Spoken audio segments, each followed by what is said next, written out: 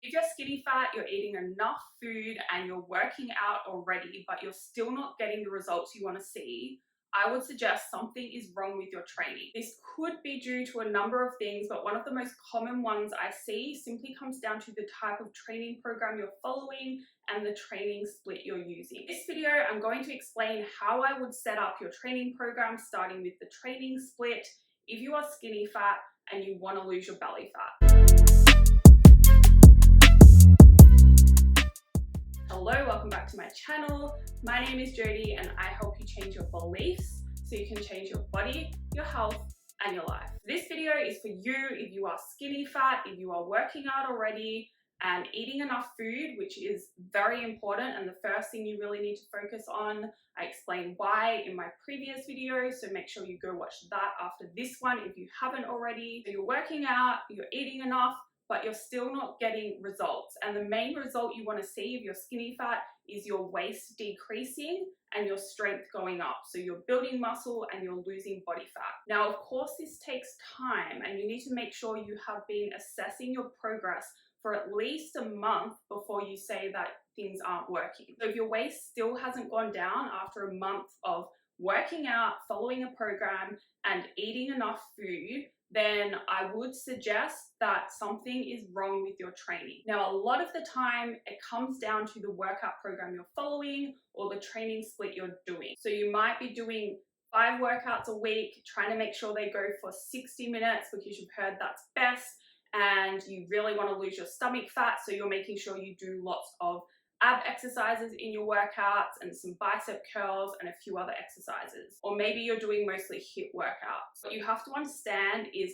HIIT workouts don't help you build muscle, they help you maintain muscle. So if you don't have enough muscle mass already, which is likely if you're skinny fat, then they're not going to help you get that body you want. A lot of the workouts you see on YouTube, the follow along ones, are HIIT style, they're not actually going to work for you. If you are only doing ab exercises or isolation exercises, you're also really wasting your time because these are not the best exercises to be doing or including in your program if you want to lose that belly fat. Cannot spot reduce fat. So no matter how many crunches or sit-ups or what kind of ab exercises you're doing, they're not going to help you lose fat. It comes down to your diet, but then also with your training, you need to make sure you are doing effective exercises. And the most effective exercises you can do if you're skinny fat are compound movements that work multiple muscles at the same time. Things like squats, deadlifts, pull-ups, rows,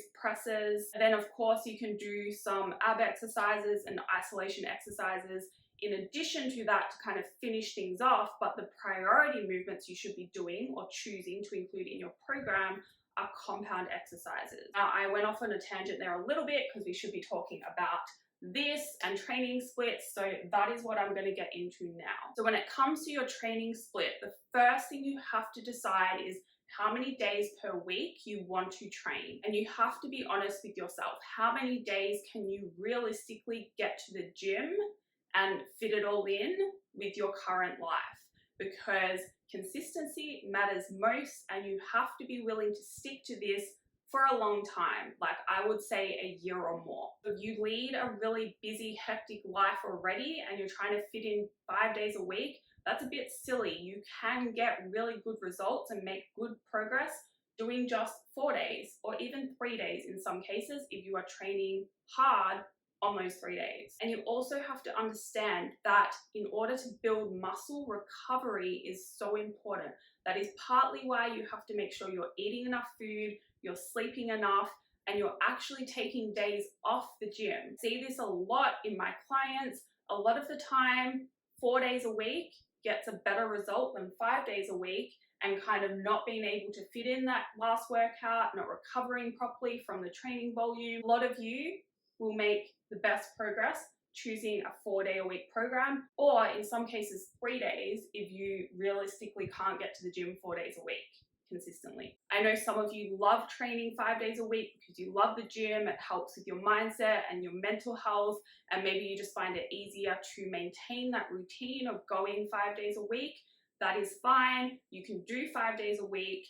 The key then is to really make sure that training volume is split up well over the 5 days and you are still getting enough recovery, eating enough, sleeping enough. So once you have chosen how many days you want to train, I would break up your training into phases, because that's another thing as well. You can't just stick to the same program for a year and expect to get results. You have to be following a periodized program that has one phase. You stick with that for about, I would say, 4 to 8 weeks, and then you move on to the next program that builds on the previous one. And that is how you keep getting results and change your body. So in each of these splits, I have got the first phase and then the second phase. So if you want to work out 3 days a week, what I would start with is 3 full body workouts per week, and then stick with that for 4 to 8 weeks, just depending, and then move on to an upper lower full body split. That means you'll be doing